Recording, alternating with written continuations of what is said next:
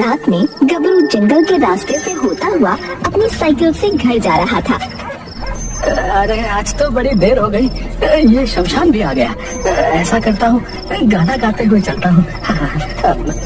मैं निकला साइकिल लेके सड़क पे, एक मोड़ आया, मैं उठे शमशान छोड़ आया।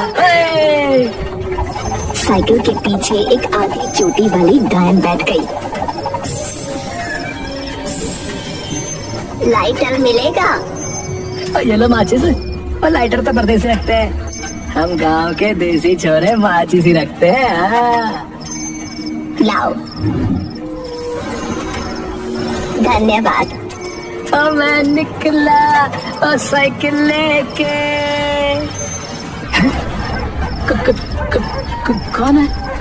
कौन है? गबरू को जैसे ही पता चला कि कोई उसकी साइकिल पर है, उसने साइकिल तेजी से भगाना चालू की। छोड़ दो। छोड़ूंगी नहीं, पकड़ लूंगी। डायन गबरू को पीछे से पकड़ लेती है। गबरू साइकिल से गिर जाता है और आधी चोटी वाली डायन कहती है, डर गए, मैं तुम्हारा पीछा नहीं छोड़ूंगी। अरे तू साइकिल कैसे चलाता है? तेरी तो टांग पैदल तक नहीं पहुंचती होगी। नहीं चलाऊंगा साइकिल लेकर सब छोड़ दूंगा। डायन मैम, डायन आंटी छोड़ दो, अब कभी रात में नहीं निकलूंगा। छोड़ दो। तोतली दीदी, प्लीज माफ कर दो। मेरा एक बहुत ही जरूरी काम है, वो कर लो तो छोड़ दूंगी, वरना खा जाऊंगी। आप जैसा कहेंगी मैं वैसा ही करूंगा। चिढ़ाता है मुझे? मेरा मतलब करूंगा, जो कहोगी करूंगा। बस मुझे बख्श दो, बस मुझे छोड़ दो। मेरी चोटी देख रहे हो? ये तुम्हारे गांव के पंडित ने काट ली है, मुझे मेरी चोटी वापस चाहिए। मेरा मतलब पर आपकी छोटी उन्होंने कैसे काटी? बताती हूँ, ध्यान से सुनना। अरे दादा, आज तो बहुत ही ठंड है। अरे हुआ तो आग जल रही है और कौनो बैठा भी है। चलो वहीं बैठा जाए सबेर हुए तक। पंडित रात में डायन को पहचान नहीं पाता और चिता के पास जाकर बोलता है, हम यहाँ बैठ जाए। आओ बैठो और गर्मी लो चिता की। अरे ये तो चिता है, पर कौनो बात नहीं, बस गर्मी तो लेनी है।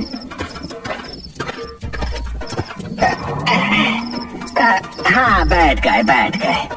और बताएं, आप कौन है देवी जी, और यहाँ चिता के पास का है बैठी है? यही मेरा घर है, भूख लगी तो यहाँ खाने आ गई। अरे ये तो तोतली निकली। अच्छा, आप ही बचपन से तुतलाती हैं या कि बड़ी होके तुतलाने लगी?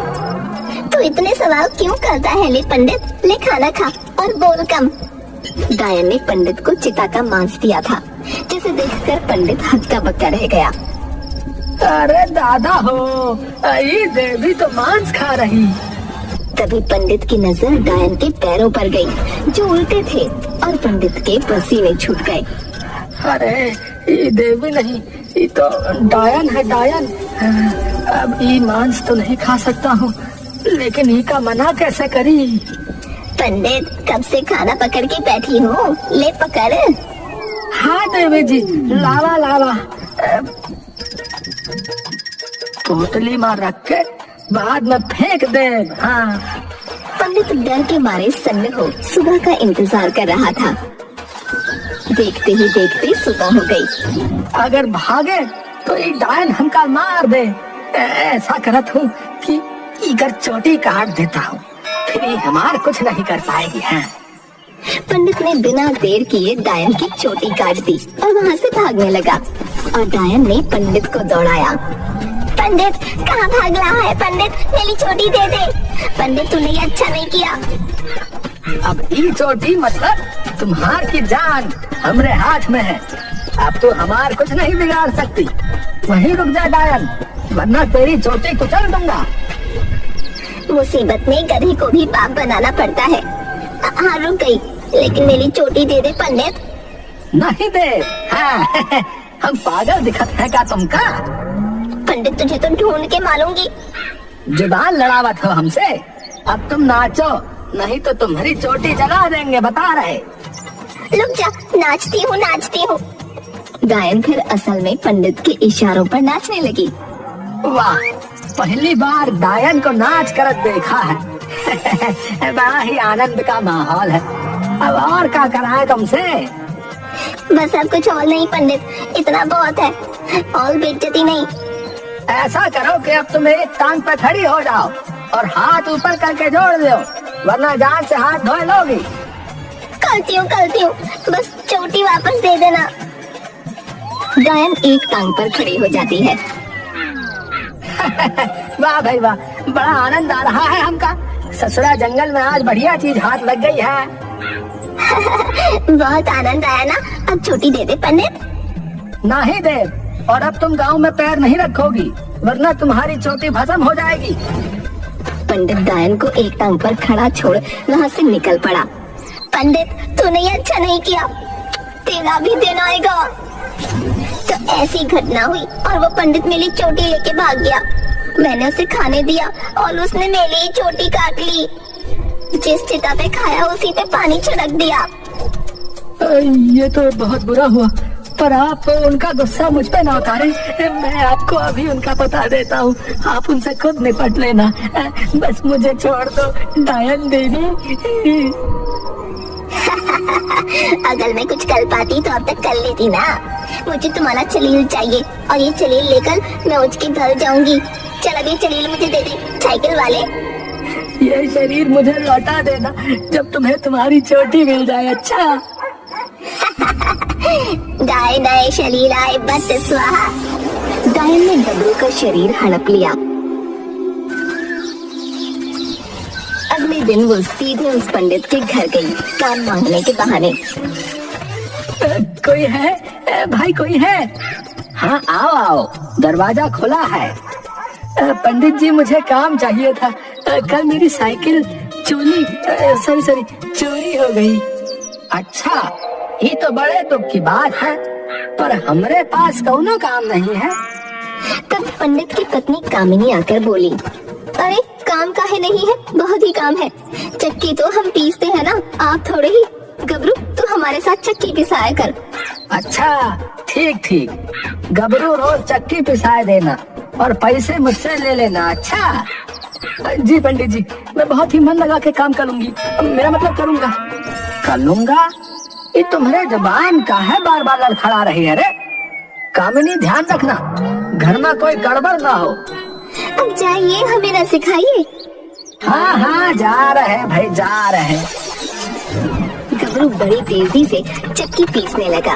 ये देखकर कामिनी ने कहा, वाह का चक्की पीसा था तुम गबरू, बहुत ही बढ़िया।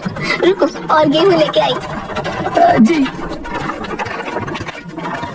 अब तो ये चली गई, पूरा घर छान मारती हूँ, कहीं ना कहीं तो छुपाया होगा चोटी इस पंडित ने। कुछ ही देर में डायन घर छान मारती है, पर उसे कहीं भी चोटी नहीं मिलती। तब तक कामिनी आ जाती है और डायन फिर से काम पर लग जाती है। लो दूसर बोरिया, तुम तो लागत है महीने भर का काम हफ्ते भर में निपटा दोगे गबरू। जी बस भगवान की कृपा है, थोड़ा अधिक बल है। कोई बात नहीं, आज काम कर लेती हूँ और कल आके ढूंढ लूंगी। पंडित घर आता है और देखता है कि 2 बोरी गेहूं पिस चुके हैं और गबरू घर जा चुका है। अरे कामिनी, इतना गेहूं कैसे पीस उठा? अरे गबरू का कमाल है, बहुत ही मेहनती है, मानो राक्षस जितना बल है वहाँ। अच्छा, पर तुमका बोले हैं हम कि कोई भी गेहूं की बोरी को हाथ न लगाए। हाँ भाई, तुम हर बोरी कोई नहीं छुआ। अब सोई जाओ और रात का बड़बड़ ना करो। अभी भोली का जाने कि अगर वो डायन अपनी चोटी पा गई तो हमार सामत आ गई। शमशान में डायन और गबरू साथ बैठे थे। गबरू किसी भक्त की तरह डायन के आगे हाथ जोड़े था। आधी चुटिया वाली डायन की जय हो। क्या बोला ले? अरे माफी डायन देवी, माफी। बस आपने मुझे मेरा शरीर दे दिया, इसलिए इसीलिए आपकी जय जयकार कर रहा था। अगर मुझे चुटिया नहीं मिली ना तो तेरे साथ तेरे पूरे परिवार को खा जाऊंगी। जितना है ना उतना भी नहीं दिखेगा, समझा? नहीं नहीं, ऐसा मत कीजिएगा। बस कल तक मैं आपकी चुटिया मिल जाएगी। मैं भगवान से प्रार्थना करूंगा। कहाँ फंस गया गबरू तू? कुंवारा ही मरना लिखा है लगता है मेरी किस्मत में। कल प्रार्थना करना। उस पंडित ने चुटिया बहुत अच्छे से छुपाई है। तुझे कुछ दिखाई दिया? नहीं डायन देवी, लेकिन मुझे लगता है कि उन्होंने कहीं आंखों के सामने ही छुपाई होगी। ठीक है, कल देखते हैं। जी देवी।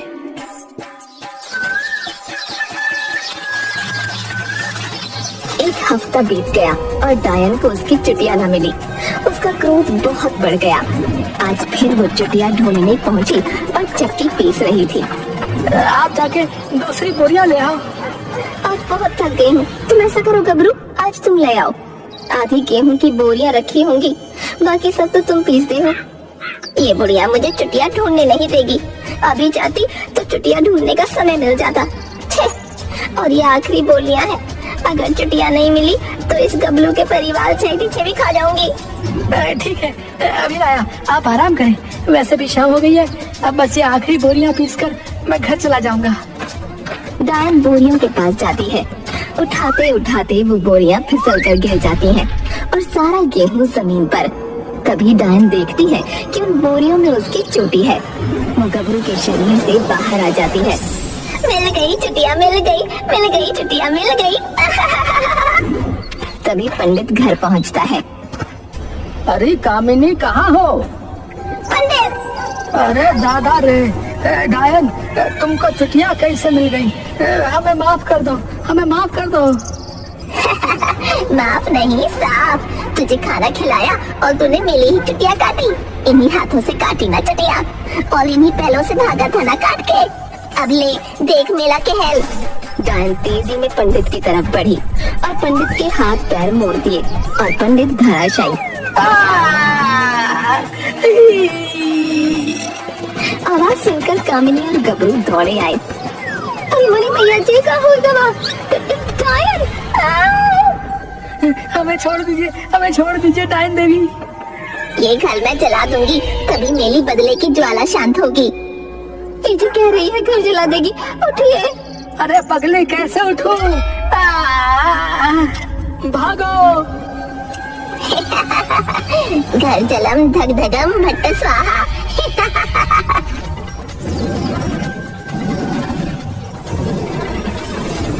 डायन घर जलाकर वहाँ से चल पड़ी।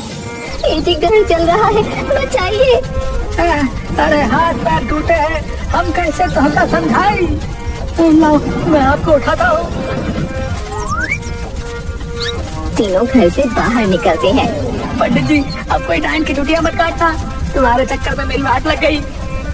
कभी नहीं भैया, अब तो हम अपना बाल भी ना कटवाओ और ना कभी किसी डायन से खेल में नाश करवा रहा। अरे भैया, हमारी मत नहीं मारी है, अब तो हम खुद नाच नहीं सकते। ये जी सारा गेहूं जल गया। हे भगवान, उठा लो, हमका नहीं हमारी मेहरारू को। यहाँ बड़ी मुश्किल से जान बची है। एक गेहूं और घर की पड़ी है।